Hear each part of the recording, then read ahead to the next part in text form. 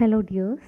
Today we are going to see another learning theory, the theory of social constructivism by Lev Semyonovich Vygotsky. Vygotsky was a Russian psychologist whose period was from 1896 to 1934.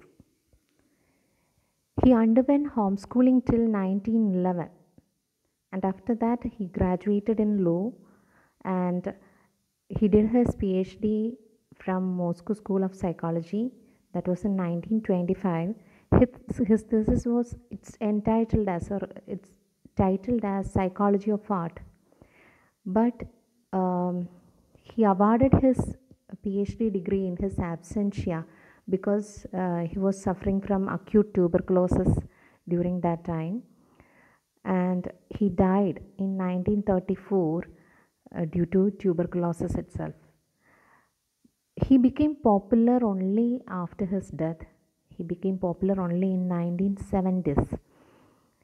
ആ സമയത്ത് റഷ്യയിൽ നിലനിന്നിരുന്ന രാഷ്ട്രീയ സാമൂഹിക സാഹചര്യങ്ങൾ കാരണം ബോൾഷെവിക്കുകളുമൊക്കെ ആയിട്ടുള്ള പ്രശ്നങ്ങൾ കാരണം വൈഗോസ്കിയുടെ പഠനങ്ങൾ റഷ്യൻ ഭരണകൂടം അത്ര കണ്ട് ശ്രദ്ധിക്കപ്പെടാതിരിക്കുകയോ അല്ലെങ്കിൽ അവഗണിക്കുകയോ ചെയ്യുകയും അതിൻ്റെ ഫലമായി ഇദ്ദേഹത്തിൻ്റെ വർക്കുകൾ പുറം ലോകം അറിയാൻ താമസിക്കുകയും ചെയ്തു.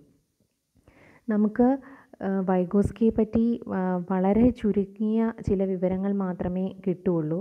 അതേപോലെ തന്നെ ഇദ്ദേഹം ഇടയ്ക്ക് വെച്ച് ഗ്രാജുവേഷനൊക്കെ കംപ്ലീറ്റ് ചെയ്യാൻ പറ്റാതെ വരികയും കുറേ പ്രശ്നങ്ങൾ ഉണ്ടാവുകയൊക്കെ ചെയ്തു. അതിനുശേഷം അദ്ദേഹം എന്ത് ചെയ്തു എന്നുള്ളതിനെ പറ്റിയൊന്നും വ്യക്തമായ വിവരങ്ങൾ നമുക്ക് ലഭിക്കുന്നില്ല.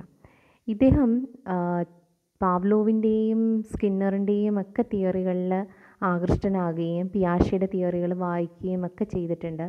ആദ്യമൊക്കെ അദ്ദേഹം ഈ തിയറികളെയൊക്കെ അനുകൂലിക്കുകയും എന്നാൽ പിന്നീട് ഈ തിയറികളിൽ നിന്നൊക്കെ മാറി അല്ലെങ്കിൽ പിയാഷെയുടെ തന്നെ പല കാര്യങ്ങളെയും അദ്ദേഹത്തിൻ്റെ പല കണ്ടെത്തലുകളെയും വേറൊരു രീതിയിൽ വ്യാഖ്യാനിക്കുകയും അല്ലെങ്കിൽ തൻ്റെ വിയോജിപ്പുകൾ രേഖപ്പെടുത്തിക്കൊണ്ട് പ്രബന്ധങ്ങൾ രചിക്കുകയും ഒക്കെ ചെയ്ത ആളാണ്.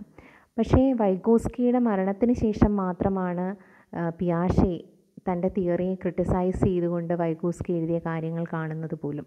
അപ്പോൾ ഇദ്ദേഹത്തിൻ്റെ വർക്കുകൾ വേണ്ടത്ര അദ്ദേഹത്തിൻ്റെ ജീവിതകാലത്ത് ശ്രദ്ധിക്കപ്പെട്ടില്ല. അദ്ദേഹം ജീവനോടെ ഇരിക്കുമ്പോൾ അദ്ദേഹത്തിൻ്റെ വർക്കുകൾ വേണ്ടത്ര ശ്രദ്ധിക്കപ്പെട്ടില്ല. പക്ഷേ പിന്നീട് 1970കളിൽ ഇദ്ദേഹത്തിൻ്റെ തിയറികൾ വളരെയധികം പോപ്പുലർ ആവുകയാണ് ചെയ്തത്. ഇത്രയാണ് വൈഗോസ്കിയെ പറ്റി നമുക്ക് പറയാനുള്ള ഒരു ചെറിയ ഡിസ്ക്രിപ്ഷൻ എന്ന് പറയുന്നത്.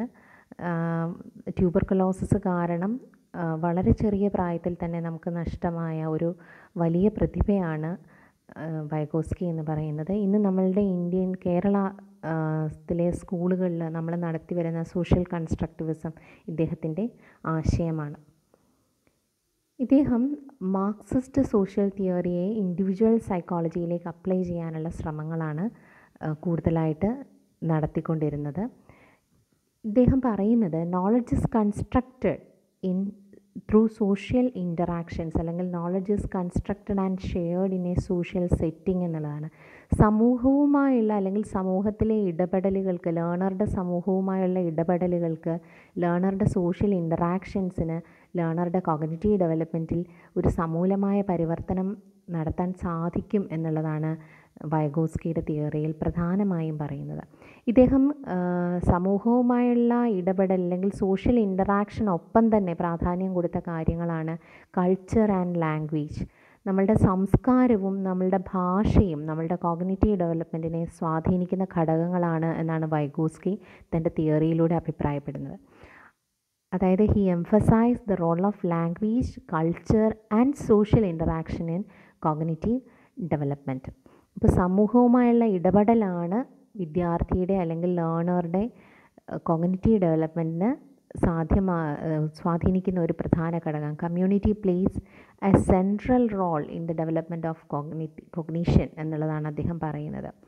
ഇദ്ദേഹത്തിൻ്റെ തിയറി സോഷ്യോ കൾച്ചറൽ അപ്രോച്ചാണ്. കോഗ്നിറ്റീവ് ഡെവലപ്മെൻറ്റിനോടുള്ള ഒരു സോഷ്യോ കൾച്ചറൽ അപ്രോച്ചാണ്. അത് സൊസൈറ്റി, കൾച്ചർ, ഈ രണ്ട് കാര്യങ്ങളുടെ ഇൻ്ററാക്ഷൻ, അതാണ് സോഷ്യോ കൾച്ചറൽ അപ്രോച്ചാണ് അദ്ദേഹം കോഗ്നിറ്റീവ് ഡെവലപ്മെൻറ്റിനോട് സ്വീകരിക്കുന്നത്.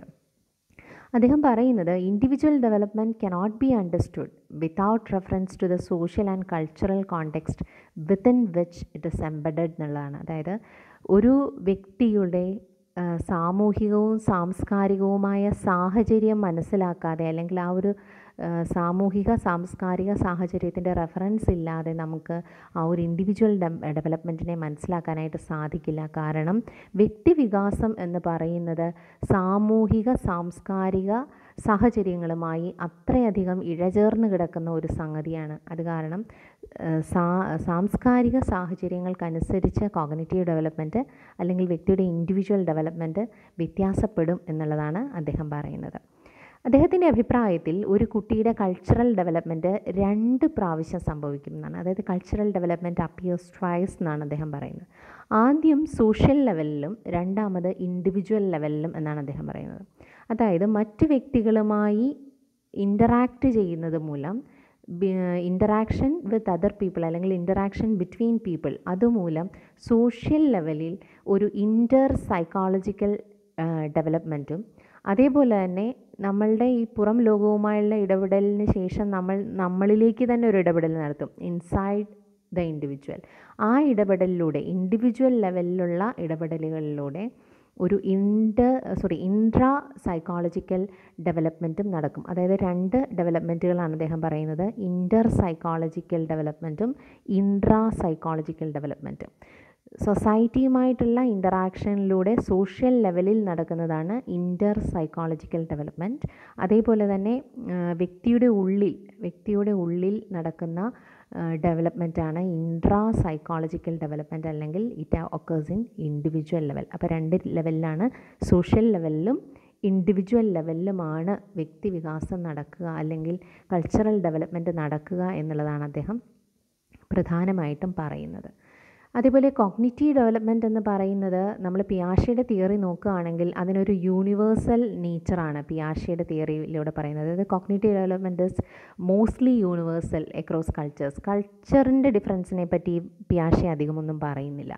പക്ഷേ വൈഗോസ്കി പറയുന്നത് കൾച്ചർ എന്ന് പറയുന്നത് കോഗ്നിറ്റീവ് ഡെവലപ്മെൻറ്റിനെ വളരെയധികം സ്വാധീനിക്കുന്ന ഘടകമാണ്. അതുകൊണ്ട് തന്നെ cognitive development varies across cultures. സാംസ്കാരിക വ്യത്യാസങ്ങൾ കോഗ്നിറ്റീവ് ഡെവലപ്മെൻറ്റിനെ ബാധിക്കുന്നു എന്നുള്ളതാണ് അദ്ദേഹം പറയുന്നത്. അതായത് വൈഗോസ്കി പറയുന്നത് the learner constructs the knowledge. ആ കൺസ്ട്രക്ഷൻ എന്ന് പറയുന്നത് കൺസ്ട്രക്ഷൻ ആണ്. The learner constructs knowledge through interaction with adults and Pierce.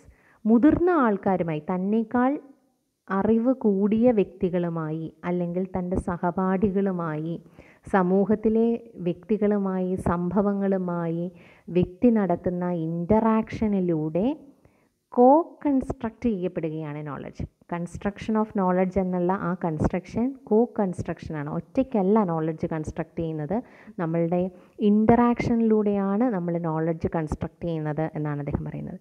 ഇവിടെ നമുക്ക് പിയാഷെയെ ഓർക്കാം. പിയാഷെയുടെ അഭിപ്രായത്തിൽ cognitive development is mostly through independent explorations.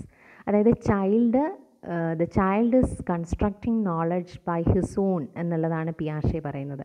അപ്പോൾ ഇൻഡിവിജ്വൽ സ്വന്തമായി നോളജ് കൺസ്ട്രക്റ്റ് ചെയ്യാണ് എന്ന് പറയുന്ന പിയാഷെയുടെ ആശയത്തോട് ഒരു വിരുദ്ധമായ ആശയമാണ് വൈഗോസ്കി പ്രകടിപ്പിക്കുന്നത്. He goes for interaction with the society, so construction of knowledge occurs എന്നുള്ളതാണ് വൈഗോസ്കിയുടെ അഭിപ്രായം.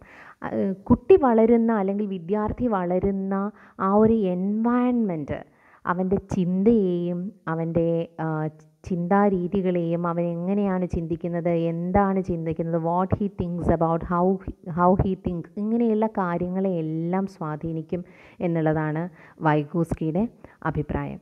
അപ്പോൾ കോഗ്നിറ്റീവ് ഡെവലപ്മെൻറ്റ് എന്ന് പറയുന്നത്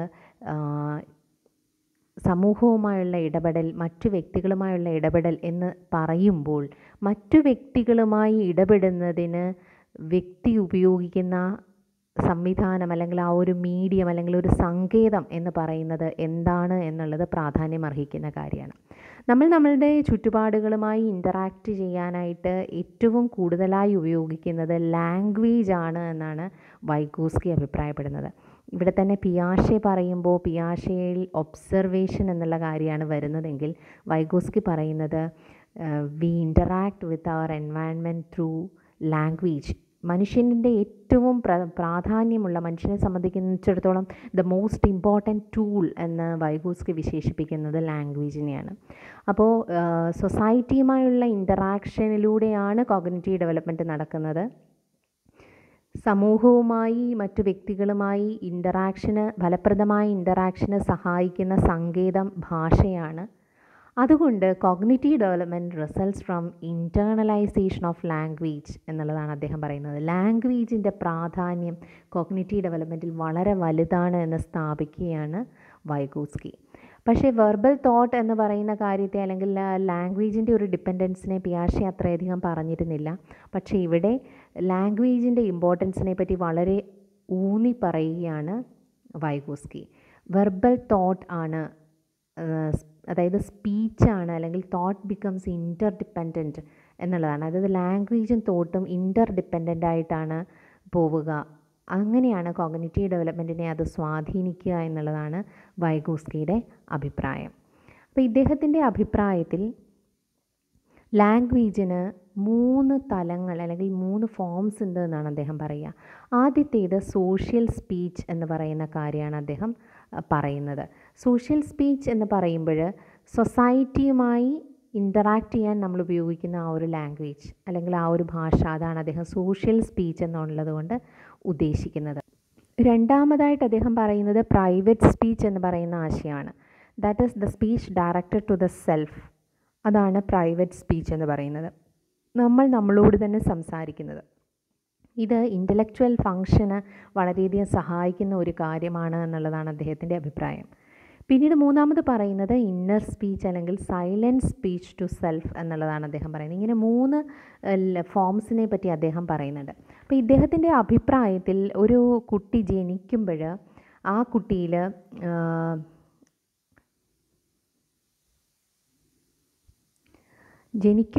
കുട്ടിയിൽ ഭാഷയും ചിന്തയും സെപ്പറേറ്റ് സിസ്റ്റംസ് ആയിട്ടാണ്, 2 വ്യത്യസ്ത സിസ്റ്റംസ് ആയിട്ടാണ് എക്സിസ്റ്റ് ചെയ്യുന്നത്. പക്ഷേ ഒരു 3 വയസ്സാകുമ്പോഴേക്കും ഇത് രണ്ടും കൂടി മെർജ് ചെയ്യുകയും അവരെ ഇൻ്റർ ഡിപ്പെൻഡൻ്റ് ആയിട്ട് പ്രവർത്തിക്കുകയും ചെയ്യുന്നു എന്നുള്ളതാണ് ഇദ്ദേഹത്തിൻ്റെ അഭിപ്രായം. അപ്പോൾ നന്നായി സംസാരിച്ചു തുടങ്ങുന്ന ഒരു പ്രായം നമുക്കറിയാം, ഒരു 2 വയസ്സാണ്. ആ 2 വയസ്സാകുമ്പോഴേക്കും കുട്ടി അല്ലെങ്കിൽ ആ പറയുന്ന ഇൻഡിവിജ്വൽ എക്സ്റ്റേണൽ വേൾഡുമായിട്ട് കമ്മ്യൂണിക്കേറ്റ് ചെയ്യാനായിട്ട് തുടങ്ങും. അതിന് ഉപയോഗിക്കുന്ന ഭാഷാ സങ്കേതത്തെയാണ് സോഷ്യൽ സ്പീച്ച് എന്ന് പറയുന്നത്. തന്നോട് തന്നെ, സെൽഫിനോട് തന്നെ സംസാരിക്കുന്ന രീതിനെയാണ് പ്രൈവറ്റ് സ്പീച്ച് എന്ന് പറയുന്നത്. അതൊരു 3 വയസ്സാകുമ്പോഴേക്കാണ് പ്രൈവറ്റ് സ്പീച്ചിൻ്റെ ഒരു ആരംഭം എന്ന് പറയുന്നത്. ഗ്രാജുവലി ഈ പ്രൈവറ്റ് സ്പീച്ച് കുറയുകയും അത് ഇന്നർ സ്പീച്ചായി വഴിമാറുകയും ചെയ്യുന്നു എന്നുള്ളതാണ്. ഇന്നർ സ്പീച്ച് സൈലൻറ്റ് സ്പീച്ചാണ്. നമ്മൾ ആത്മഗതം എന്ന് പറയാം, നമ്മളുടെ മനസ്സിൽ തന്നെ പറയുന്ന കാര്യങ്ങൾ. ചെറിയ കുട്ടികളെ, ഒരു 3, 4, 5 വയസ്സൊക്കെ ഉള്ള കുട്ടികളെ കണ്ടു കഴിഞ്ഞാൽ തനിയെ സംസാരിക്കുന്നത് നമുക്ക് കാണാൻ പറ്റും. കുറച്ചുകൂടെ മുതിർന്ന ഒരു 7 വയസ്സൊക്കെ കഴിഞ്ഞാൽ തനിയെ സംസാരിക്കുന്നത് കുറയും. കാരണം they are more capable for inner speech. അപ്പോൾ ഇവിടെ പിയാഷെയുടെ ഈ പറഞ്ഞിരിക്കുന്ന കാര്യങ്ങളുമായിട്ട് കുറച്ച് വ്യത്യാസമുണ്ട്. പിയാഷെ ഈ സ്വയം സംസാരിക്കുന്നതിനെ ഒരു കഴിവുകേടായിട്ടാണ്, കുട്ടിയുടെ ഒരു കഴിവുകേടായിട്ടാണ്, അല്ലെങ്കിൽ കോഗ്നിറ്റീവ് മെച്ചുറേഷൻ എത്താത്തതിൻ്റെ ഒരു സിമ്പലായിട്ടാണ് പിയാഷെ കാണുന്നതെങ്കിൽ വൈഗോസ്കി അതിനെ കാണുന്നത് അവൻ്റെ ഒരു ഇൻ്റലക്ച്വൽ ഡെവലപ്മെൻറ്റ് സംഭവിക്കുന്നതിൻ്റെ ഭാഗമായി, അല്ലെങ്കിൽ അവൻ്റെ ഇൻ്റലക്ച്വൽ ഡെവലപ്മെൻറ്റിനെ സഹായിക്കുന്ന ഒരു ഘടകമായിട്ടാണ് ഈ പ്രൈവറ്റ് സ്പീച്ചിനെ വൈഗോസ്കി കാണുന്നത്. 2 പേരും ഒരേ കാര്യത്തെ തന്നെ നോക്കിക്കാണുന്നത് വ്യത്യസ്തമായ രീതികളിലാണ് എന്നുള്ളതാണ് നമ്മൾ ശ്രദ്ധിക്കേണ്ടുന്നത്. 2 പേരുടെയും ഒബ്സർവേഷൻ ഒരുപോലെയാണ് പോകുന്നത്, പക്ഷെ 2 പേരും കാര്യങ്ങളെ ഇൻ്റർപ്രറ്റ് ചെയ്യുന്നത് 2 രീതിയിലാണ് വരുന്നത്. ഇവർ ഏകദേശം സമകാലീനരായിരുന്നു താനും. ദെൻ അദ്ദേഹം പറയുന്ന മറ്റ് പ്രധാനപ്പെട്ട ഒരു കാര്യം എന്ന് പറയുന്നത് എലമെൻ്ററി ഫങ്ഷൻസ്. ഇവിടെയും നമ്മൾ പിയാഷെയെ പഠിച്ചത് കൊണ്ടാണ് ഓരോ സമയത്തും, അല്ലെങ്കിൽ മാത്രമല്ല പിയാഷെയും വൈഗോസ്കിയും തമ്മിൽ എന്താ പറയുന്നത്, കമ്പയർ ചെയ്യുക എന്ന് പറയുന്ന ഒരു ചോദ്യം നമുക്ക് പരീക്ഷയ്ക്ക് വരാനുള്ള ഒരു സാധ്യതയുണ്ട്. പിന്നെ അദ്ദേഹം പറയുന്നത്, നമ്മളുടെ പിയാഷെ പറഞ്ഞ പോലെ തന്നെ ജനിക്കുമ്പോൾ തന്നെ നമ്മൾ ജനറ്റിക്കലി കുറച്ച് സ്കീമാസ് ഇൻഹെറിറ്റ് ചെയ്ത് വരുന്നു എന്നുള്ളത് പിയാഷെ പറയുന്നുണ്ട്. ഇവിടെ ഇവർ തമ്മിലൊരു യോജിപ്പുണ്ട്. അദ്ദേഹവും പറയുന്നുണ്ട്, ഇൻഫൻറ്റ് ആയിട്ട്, അതായത് ചെറിയ കുട്ടികളിൽ തന്നെ അല്ലെങ്കിൽ ജനിക്കുമ്പോൾ തന്നെ ചില ബേസിക് എബിലിറ്റീസ് നമ്മളുടെ ഉള്ളിലുണ്ട് എന്നുള്ളത് അദ്ദേഹം പറയുന്നുണ്ട്. ഇൻ്റലക്ച്വൽ ഡെവലപ്മെൻറ്റിനെ സഹായിക്കുന്ന ചില ബേസിക് എബിലിറ്റീസ്, അതിനെ അദ്ദേഹം വിളിക്കുന്നത് എലമെൻ്ററി ഫങ്ഷൻസ് എന്നാണ്. അദ്ദേഹം പ്രധാനമായും 4 എലമെൻ്ററി ഫങ്ഷൻസിനെ പറ്റിയാണ് പറയുന്നത്: അറ്റൻഷൻ, സെൻസേഷൻ, പെർസെപ്ഷൻ, മെമ്മറി. ഈ 4 ബേസിക് എബിലിറ്റീസുമായി അല്ലെങ്കിൽ എലമെൻ്ററി ഫങ്ഷൻസുമായാണ് ഓരോ കുഞ്ഞും ജനിക്കുന്നത്. സോഷ്യോ കൾച്ചറൽ ഇൻ്ററാക്ഷൻസിലൂടെ ഈ എലമെൻ്ററി എബിലിറ്റീസ് കുറച്ചുകൂടി സൊഫിസ്റ്റിക്കേറ്റഡ് ആവുകയും അത് ഹയർ മെൻ്റൽ ഫങ്ഷൻസിലേക്ക് എത്തിച്ചേരുകയും ചെയ്യുന്നു. അങ്ങനെയാണ് ആ ഒരു മെൻ്റൽ ഫങ്ഷൻസിൻ്റെ ഡെവലപ്മെൻറ്റ് എന്നുള്ളതാണ് വൈഗോസ്കിയുടെ അഭിപ്രായം. ഇനി ഇദ്ദേഹത്തിൻ്റെ പ്രധാനപ്പെട്ട തിയറിയായ സോഷ്യൽ കൺസ്ട്രക്റ്റിവിസത്തിൻ്റെ ചില പ്രധാനപ്പെട്ട പ്രിൻസിപ്പിൾസിനെ പറ്റി പറയാം. ചിൽഡ്രൻസ് കൺസ്ട്രക്ട് ദെയർ നോളജ് എന്ന് പറയുമ്പോൾ തന്നെ നമ്മൾ അറിയേണ്ടുന്നത് അവരൊറ്റയ്ക്കല്ല, ഇൻഡിപെൻഡൻറ്റ് കൺസ്ട്രക്ഷൻ ഓഫ് നോളജ് അല്ല, കോ കൺസ്ട്രക്ഷൻ ഓഫ് നോളജ് ആണ് നടക്കുന്നത്. Then development cannot B separated from social context. സാമൂഹിക സാഹചര്യങ്ങളിൽ നിന്ന് നമുക്കൊരിക്കലും ഡെവലപ്മെൻറ്റിനെ വ്യത്യാസപ്പെടുത്താനായിട്ട് സാധിക്കില്ല എന്നുള്ളത് വൈഗോസ്കി പറയുന്നു. സോഷ്യൽ ഇൻ്ററാക്ഷൻസിലൂടെയാണ് ഡെവലപ്മെൻറ്റ് നടക്കുന്നത് എന്നുള്ളത് കൊണ്ട് തന്നെ നമുക്കതിനെ സാമൂഹിക സാഹചര്യങ്ങളിൽ നിന്ന് വ്യത്യാസപ്പെടുത്താൻ അല്ലെങ്കിൽ മാറ്റി നിർത്തി ചിന്തിക്കുവാൻ സാധിക്കുന്ന ഒരു കാര്യമല്ല. അതുപോലെ learning lead to development and language has a main role in the development of cognition എന്നുള്ളതാണ് പറയുന്നത്. ഇങ്ങനെ സാമൂഹിക സാഹചര്യങ്ങളുമായി ഉള്ള ഇടപെടലുകൾ മൂലമാണ് കോഗ്നിഷൻ അല്ലെങ്കിൽ കോഗ്നിറ്റീവ് ഡെവലപ്മെൻറ്റ് സംഭവിക്കുന്നത് എന്ന് പറയുമ്പോൾ ആരുമായിട്ടായിരിക്കണം എന്നുള്ളതിനുള്ള ഒരു ഉത്തരമായി അദ്ദേഹം ഇൻട്രൊഡ്യൂസ് ചെയ്യുന്ന ഒരു കൺസെപ്റ്റാണ് മോർ നോളജബിൾ അതർ എന്നുള്ളത്.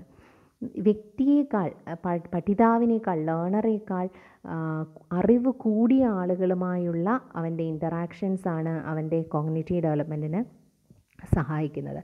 അത് പേരൻ്റ് ആവാം, ടീച്ചറാവാം, മുതിർന്ന വ്യക്തികൾ ആരുമാവാം, അവൻ്റെ കൂടെ തന്നെയുള്ള പിയേഴ്സ്, അതിൽ തന്നെ മോർ ഏബിൾഡ് ആയിട്ടുള്ള പിയർ ആവാം, അല്ലെങ്കിൽ മുതിർന്ന ക്ലാസ്സിലെ ഒരു കുട്ടിയാവാം, ഒക്കെ അവൻ്റെ നോളജ് കൺസ്ട്രക്ഷനുമായി അനുബന്ധമായി സഹായിക്കുന്ന ആരും മോർ നോളജബിൾ അതറിൽ പെടാം. ഇപ്പോൾ ഇതിന് ഒരുപാട് പരീക്ഷണങ്ങൾ നടത്തിയിട്ടുണ്ട്. ഒരു പരീക്ഷണം എന്ന് പറയുന്നത് കുട്ടികളെ, അതായത് പാവകളുടെ കൊണ്ടൊക്കെ കളിക്കാനുള്ള കുഞ്ഞു വീട്, ഡോൾ ഹൗസൊക്കെ അറേഞ്ച് ചെയ്യാനായിട്ട് 2 സെറ്റായിട്ട് കുട്ടികളെ തിരിച്ചു. ഒരു സെറ്റ് കുട്ടികളെ അമ്മമാരുടെ സഹായത്തോടു കൂടി ഡോൾ ഹൗസ് അറേഞ്ച് ചെയ്യുന്ന ഒരു ഗ്രൂപ്പ് കുട്ടികളും, ഇൻഡിപെൻഡൻ്റായിട്ട് ഒറ്റയ്ക്കൊറ്റയ്ക്ക് ഡോൾ ഹൗസ് അറേഞ്ച് ചെയ്യുന്ന ഒരു ഗ്രൂപ്പ് കുട്ടികളെയും ഈ പരീക്ഷണം നടത്താനായിട്ട് ഉപയോഗിച്ചു. അങ്ങനെ ആ പരീക്ഷണത്തിൻ്റെ റിസൾട്ട് എന്ന് പറയുന്നത് അമ്മമാരുടെ അസിസ്റ്റൻസോടുകൂടി ഡോൾ ഹൗസ് അറേഞ്ച് ചെയ്യാനായിട്ട് പഠിച്ച കുട്ടികൾ വളരെ എഫിഷ്യൻ്റായി അത് ചെയ്യാനായിട്ട് പഠിച്ചു എന്നുള്ളതും, ഇൻഡിപെൻഡൻ്റായിട്ട് അത് ചെയ്ത് ശീലിച്ച കുട്ടികൾക്ക് അത്രയധികം സാധിച്ചില്ല എന്നുള്ളതുമാണ് ഈ പരീക്ഷണത്തിൽ നിന്ന് ഉരുത്തിരിഞ്ഞു വന്നത്. അപ്പോൾ മോർ നോളജബിൾ അതർ, അത് MKOയുടെ ഹെൽപ്പ് എന്ന് പറയുന്നത് നമ്മളുടെ എബിലിറ്റീസിനെ കൂട്ടാൻ സഹായിക്കുന്നു എന്നുള്ളതാണ് ഈ പരീക്ഷണം വെളിവാക്കുന്ന ഒരു കാര്യം.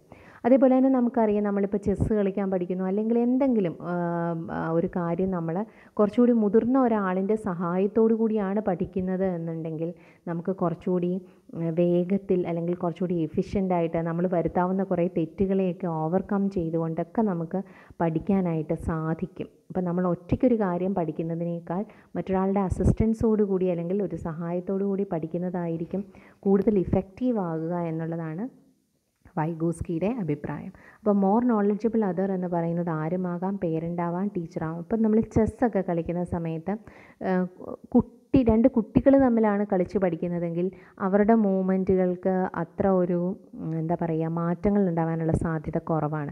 അതേസമയം അവർ പേരൻറ്റുമായി കളിക്കുകയാണെങ്കിൽ അവർ കുറച്ചുകൂടെ ആ കളിയിൽ എഫിഷ്യൻ്റ് ആകുന്നു എന്നുള്ളത് കാണാം. കാരണം മുതിർന്ന ഒരു വ്യക്തിയുടെ ചിന്ത എങ്ങനെയൊക്കെയാണ്, മൂവ്മെൻറ്റ്സ് എങ്ങനെയൊക്കെയാണ് എന്നുള്ളത് ഈ കുട്ടിക്ക് കിട്ടും. അപ്പോൾ ഒപ്പമുള്ള സമപ്രായക്കാരനായ ഒരാളോടൊപ്പം കളിക്കുന്നതിനേക്കാൾ ചെസ്സൊക്കെ കളിക്കുമ്പോൾ മുതിർന്ന വ്യക്തിയുമായി കളിക്കുന്നതായിരിക്കും കുട്ടിക്ക് കൂടുതൽ ഡെവലപ്പ് ചെയ്യാനായിട്ട് ഹെൽപ്ഫുൾ ആവുക. രണ്ടാമത്തെ ഇദ്ദേഹത്തിൻ്റെ പ്രധാനപ്പെട്ട ഒരു കൺസെപ്റ്റാണ് സോൺ ഓഫ് പ്രോക്സിമൽ ഡെവലപ്മെൻറ്റ് അല്ലെങ്കിൽ ZPD എന്ന് പറയുന്നത്. അതായത് കുട്ടിക്ക് സ്വയമേ എത്താൻ പറ്റുന്ന ഒരു ലെവലുണ്ട്. അതായത് അവൻ്റെ ഒരു ആക്ച്വൽ ഡെവലപ്മെൻറ്റ്, അതായത് അവന് ഇൻഡിപെൻഡൻ്റായിട്ട് പെർഫോം ചെയ്യാൻ പറ്റുന്ന ഒരു ലെവൽ. അതിനെ നമ്മൾ ആക്ച്വൽ ഡെവലപ്മെൻറ്റ് എന്നാണ് പറയുക. കുട്ടിക്ക് ആക്ച്വലായിട്ടുള്ള ഡെവലപ്മെൻറ്റ്. ഇനി ഒരു സഹായം കിട്ടിക്കഴിഞ്ഞാൽ കുട്ടിക്ക് എത്താൻ പറ്റുന്ന ഒരു ലെവലുണ്ട്. അതായത് ഒരു അസിസ്റ്റൻസ് കിട്ടിക്കഴിഞ്ഞാൽ എത്താൻ പറ്റുന്ന ഒരു മാക്സിമം പെർഫോമൻസ് ലെവലുണ്ട്. അതാണ് പൊട്ടൻഷ്യൽ ലെവൽ അല്ലെങ്കിൽ പൊട്ടൻഷ്യൽ ഡെവലപ്മെൻറ്റ് എന്ന് പറയുന്നത്.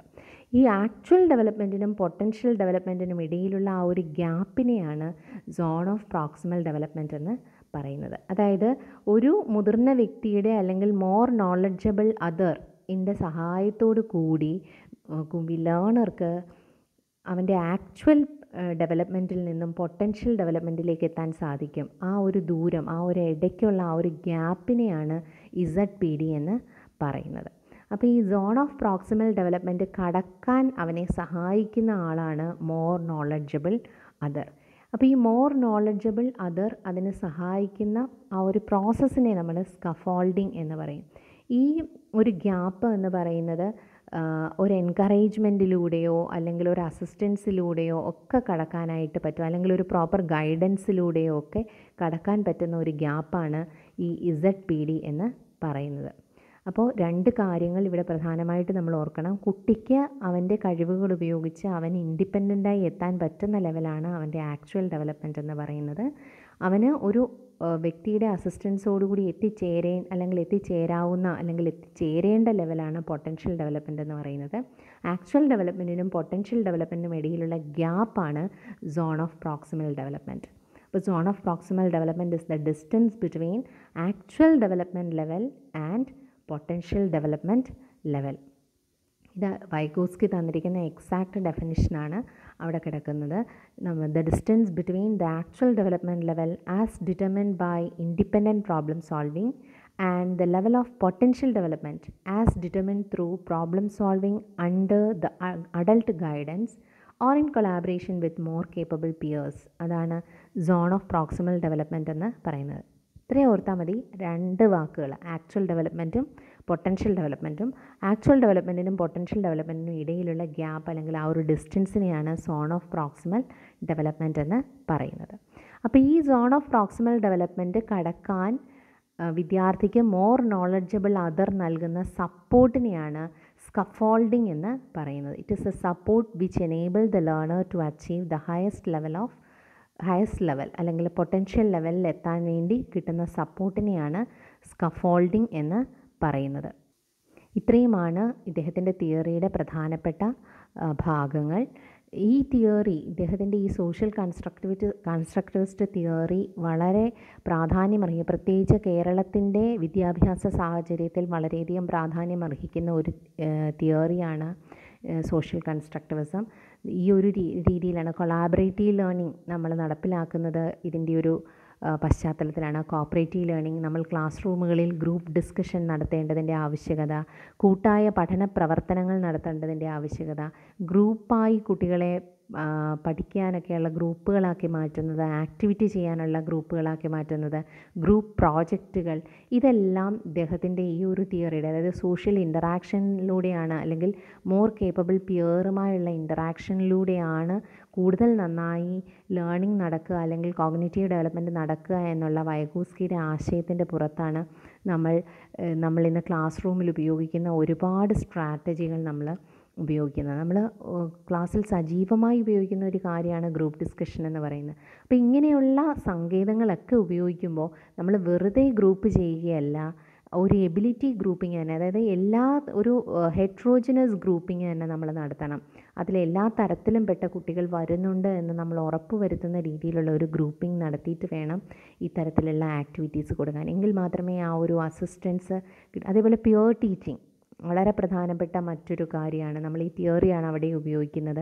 അതായത് മോർ നോളജബിൾ പിയറിനെ ഉപയോഗിച്ചുകൊണ്ട് നമ്മൾ കുട്ടികളെ പഠിപ്പിക്കാനായിട്ട് ഉപയോഗിക്കുന്നത്. അതായത് 1-to-1 പിയർ ടീച്ചിങ് ഉണ്ട്, ക്ലാസ് വൈഡ് പിയർ ടീച്ചിങ് ഉണ്ട്.